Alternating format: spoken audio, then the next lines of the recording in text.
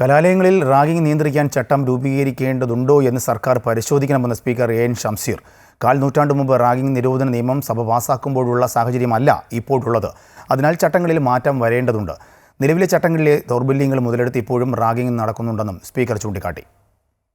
സംസ്ഥാനത്തെ വിദ്യാഭ്യാസ സ്ഥാപനങ്ങളിൽ റാഗിംഗ് ഒരു ക്രിമിനൽ കുറ്റമായി വീക്ഷിക്കണമെന്നും കുറ്റവാളികളെ സാധാരണ കുറ്റവാളികളെ പോലെ തന്നെ പ്രോസിക്യൂട്ട് ചെയ്യണമെന്നും റാഗിംഗ് തടയുന്നതിന് വിദ്യാഭ്യാസ സ്ഥാപനങ്ങളിൽ പോലീസ് പ്രവേശിക്കാമെന്നും ഇതുമായി ബന്ധപ്പെട്ട ഒരു കേസിൽ 1991 ഹൈക്കോടതി വിധി പുറപ്പെടുവിച്ചിരുന്നു.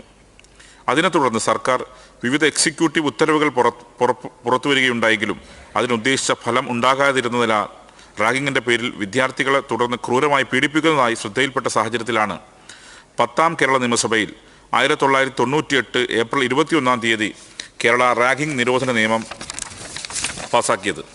ഏകദേശം 27 വർഷങ്ങൾക്ക് മുമ്പ് കേരള നിയമസഭ ഈ നിയമം പാസാക്കുമ്പോൾ ഇന്ത്യയിൽ തന്നെ ഇത്തരത്തിലുള്ള ആദ്യ നിയമമായിരുന്നത്. കാൽ നൂറ്റാണ്ട് പിന്നിട്ട് ഈ നിയമം നിർമ്മിക്കപ്പെട്ട കാലത്ത് നമ്മുടെ കലാലയങ്ങളിൽ നടന്നു വന്നിരുന്ന തരത്തിലുള്ള റാഗിംഗ് രീതികളല്ല സമീപകാലങ്ങളിൽ നടന്നു വരുന്നതെന്ന് നമുക്കൊക്കെ അറിയാവുന്നതാണ്. ക്രൂരവും പൈശാചികവുമായി രൂപഭേദങ്ങൾ ഇക്കാര്യത്തിൽ സംഭവിച്ചു കഴിഞ്ഞിരിക്കുന്നു. ഒരുപക്ഷെ നിലവിലുള്ള നിയമത്തിലെ ദൗർബല്യങ്ങൾ ഇത്തരം പ്രവണതകൾ ശക്തിപ്പെടുന്നതിന് കാരണമായിട്ടുണ്ടോ എന്നും പരിശോധിക്കപ്പെടേണ്ടതുണ്ട്. അങ്ങനെ കാണുന്നുണ്ടെങ്കിൽ അതിന് അടിയന്തര പരിഹാരം കാണേണ്ടതാണെന്ന ചേരേണ്ട അഭിപ്രായം.